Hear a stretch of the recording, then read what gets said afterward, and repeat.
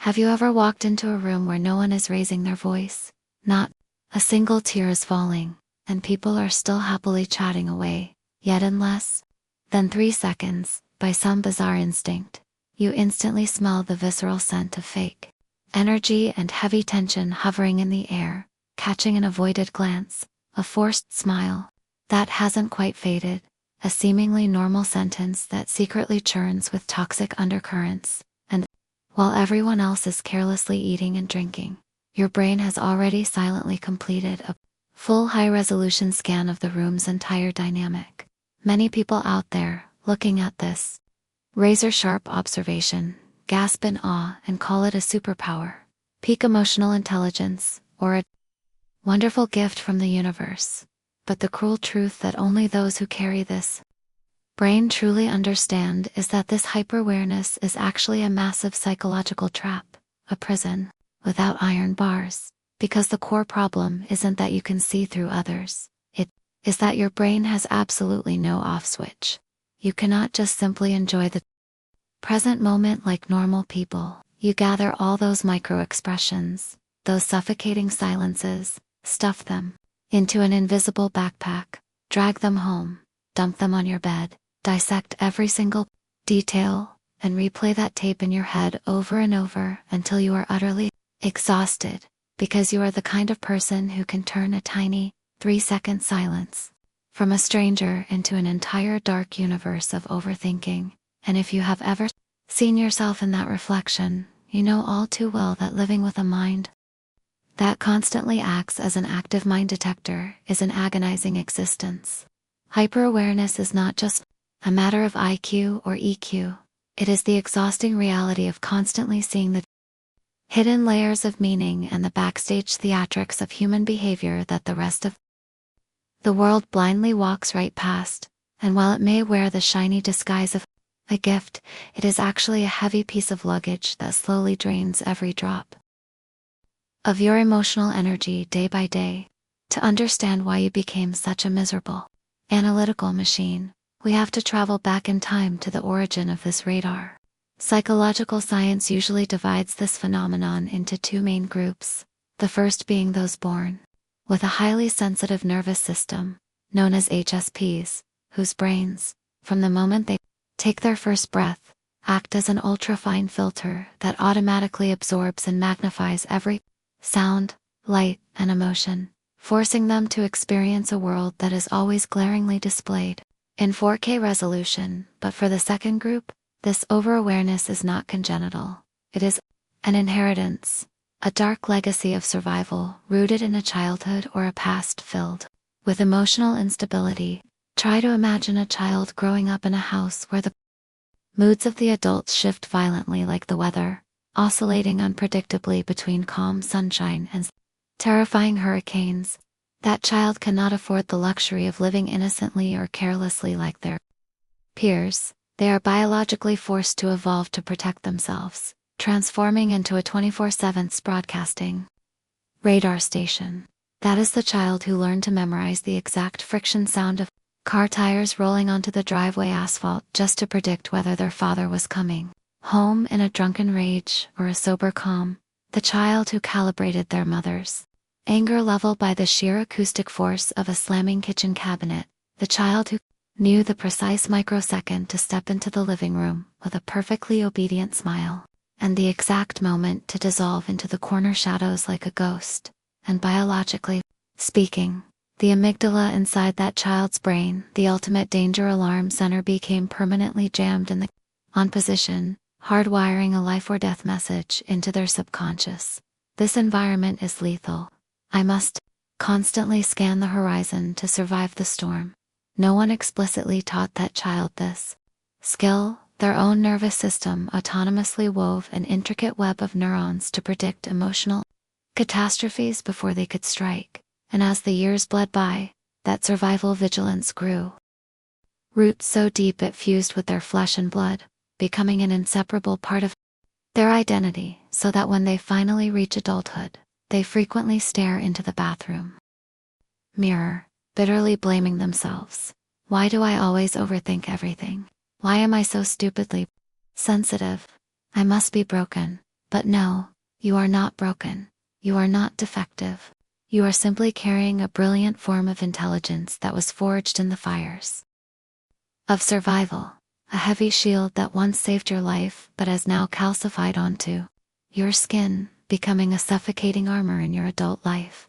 So, when this massive shield follows you into the corporate office or your romantic relationships, how exactly does it tear you apart? The first symptom, and the one that violently siphons away your life force, is living trapped in a perpetual state of analysis mode. Take a painfully mundane example. It is 4 p.m., and your boss drops a short message in the company's Slack channel, "Come see me for a minute," which, to any other coworker, is just a boring calendar update, prompting them to lock their screen and go grab a coffee. But for you, the absolute millisecond your eyes touch those words, a freezing jolt of electricity shoots down your spine, your stomach ties itself into a knot, and you instantly detect a sinister anomaly in the syntax, an invisible coldness, launching your brain into a frantic computational frenzy. Is the boss mad?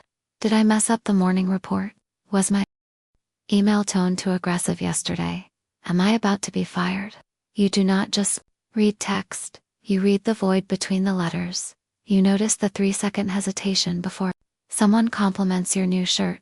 You catch the subtle, erratic shift in a friend's breathing rhythm when a certain name is mentioned, because your mind is entirely hijacked by the default mode network, DMN, the brain system responsible for rumination and self-reflection. In average people, the DMN only hums quietly when they are daydreaming, but in the hyper-aware mind, this engine has a stuck accelerator, roaring deafeningly inside your skull. Half of you is smiling, nodding, holding a latte, and participating in the bustling world, but the other half is a frantic stenographer furiously taking notes, comparing micro details, and dissecting every facial twitch, meaning your mind never, ever gets a single second of genuine rest. You can feel your bones aching and your spirit utterly depleted after doing nothing but sitting in an ergonomic chair for 8 hours, simply because your brain just finished running a covert 42-kilometer marathon. This relentless camera does not merely point outward, it cruelly pivots inward, creating the second tragedy, a suffocating state of hyper-self-awareness. Everyone has metacognition, the ability to think about their own thoughts, but for you, it is an insomniac monster. You never permit yourself the grace to purely feel an emotion. You are constantly acting as your own merciless warden, engaging in a toxic chain reaction where an emotion surfaces, and immediately, you drag it onto an operating table, dissect it, and violently judge it. You are walking down a quiet autumn street, a leaf falls, and a gentle poetic sadness washes over you.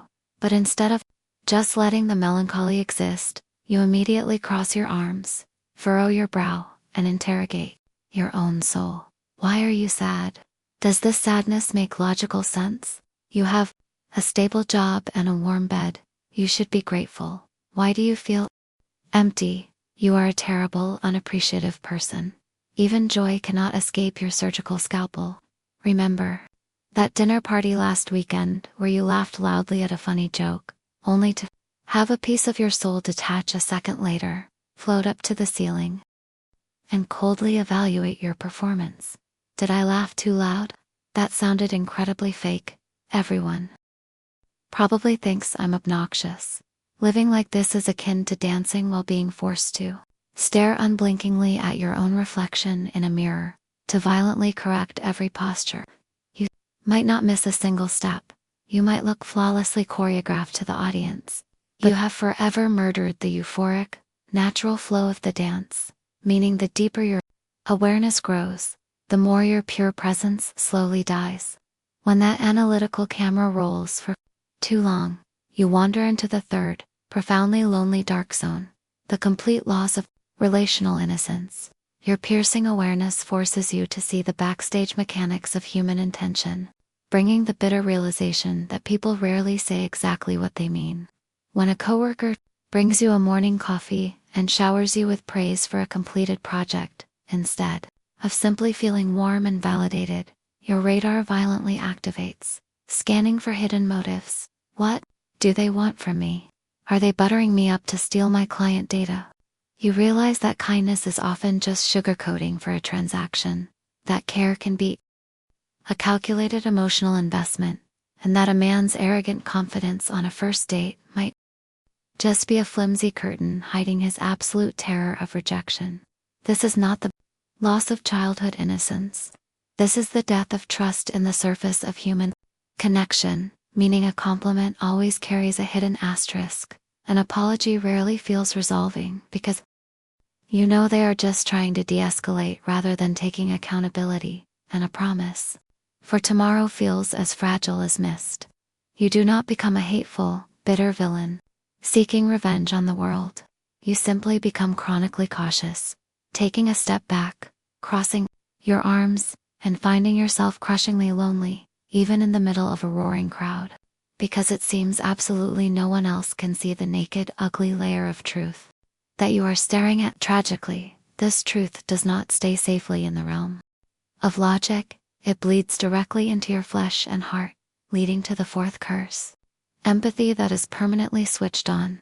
For you, empathy is not a corporate soft skill you pull out of your pocket when a friend is crying over a breakup. It is a mandatory, unceasing state of breathing. You walk into a silent meeting room, and though no one utters a syllable, you physically feel the suffocating weight of resentment dragging between two colleagues, your mind acting like a giant sheet of absorbent paper. Psychology calls this cognitive empathy, but for the hyper-aware, it obliterates the boundary of emotional empathy, where your unshielded mirror neurons force you to literally inhale and live inside the agony of others as if it were your own.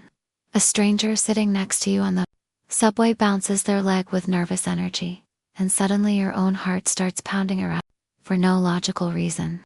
A friend meets you for coffee, to vent about their devastating divorce, and after you listen and comfort them, their freezing pain takes up residence in your chest for 3 straight days, refusing to leave.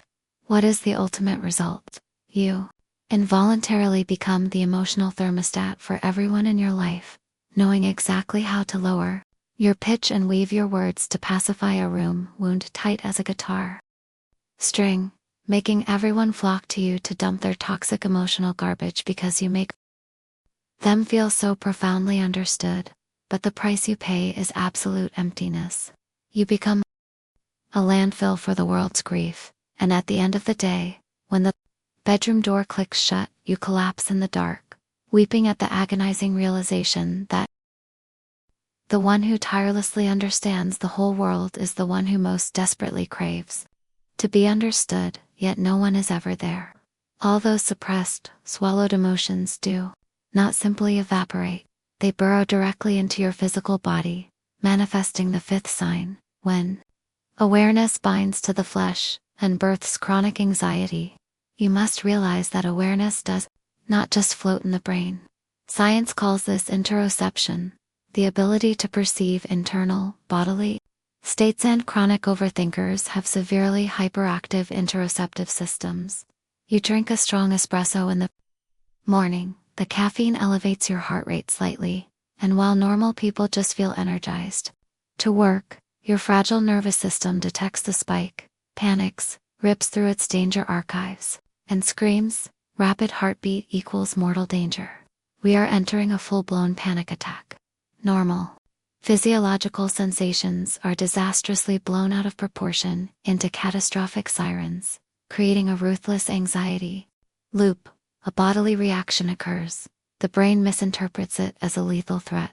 The body responds by flooding your veins with the stress hormone cortisol, causing your heart to race faster.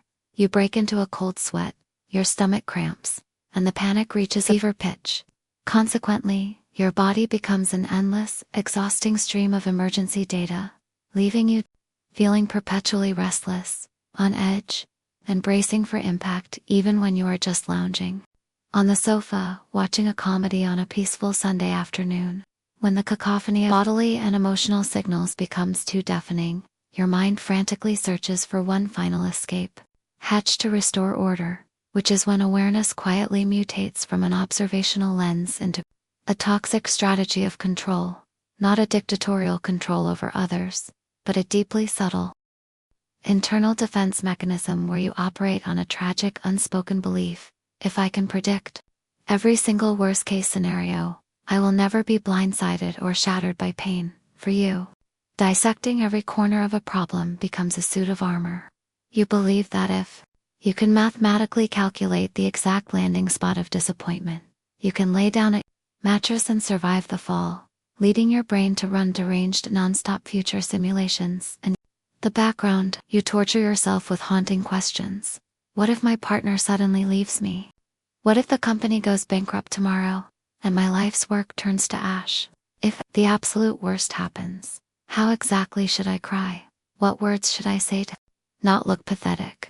Thrusting you into a state of severe analysis paralysis, where you lock yourself inside a maze of hypotheticals, dying 1,000 deaths in 10 different tragic versions of the future, while completely and utterly missing the reality right in front of you, the only present moment you actually inhabit. This chronic vigilance robs you of the right to truly belong to the present, and the cruelest irony of this protective strategy is its devastating trade-off. In your desperate attempt to stay one step ahead of pain, you have slowly, methodically erased yourself from your own life.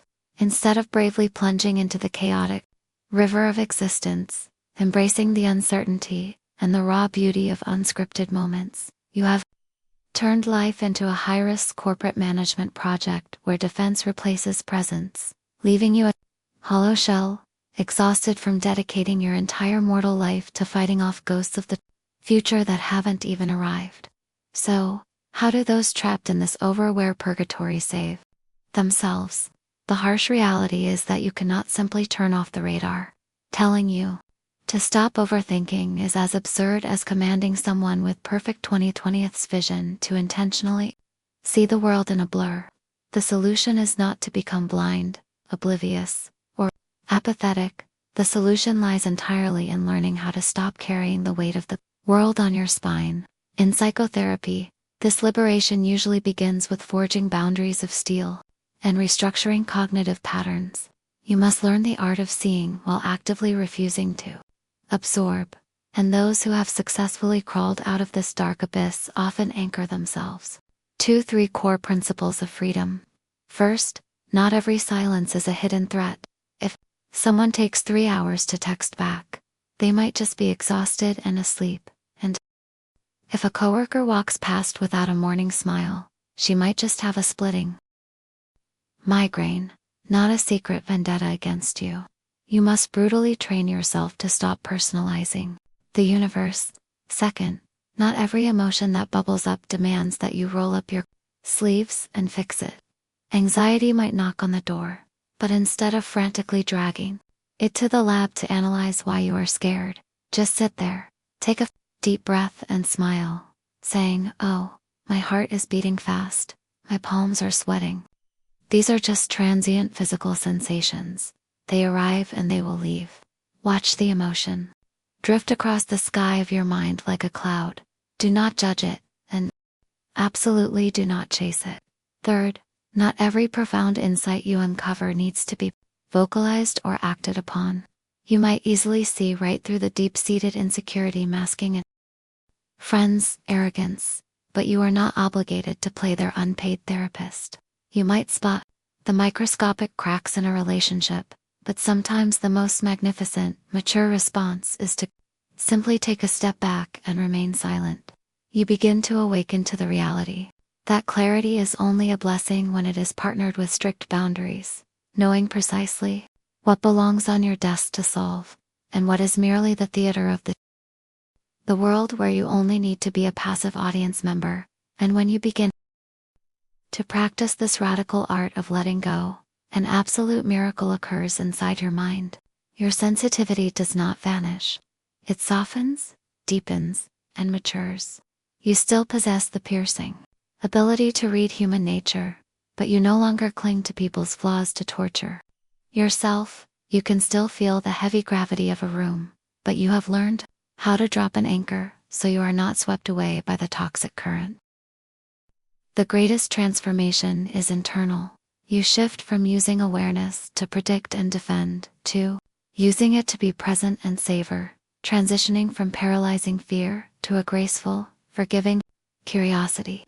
Instead of burning energy analyzing whether a client's smile is mathematically genuine, you gently take a sip of your dark roast coffee, look up at the golden afternoon sun streaming through the window, and surrender to a rare moment of absolute peace.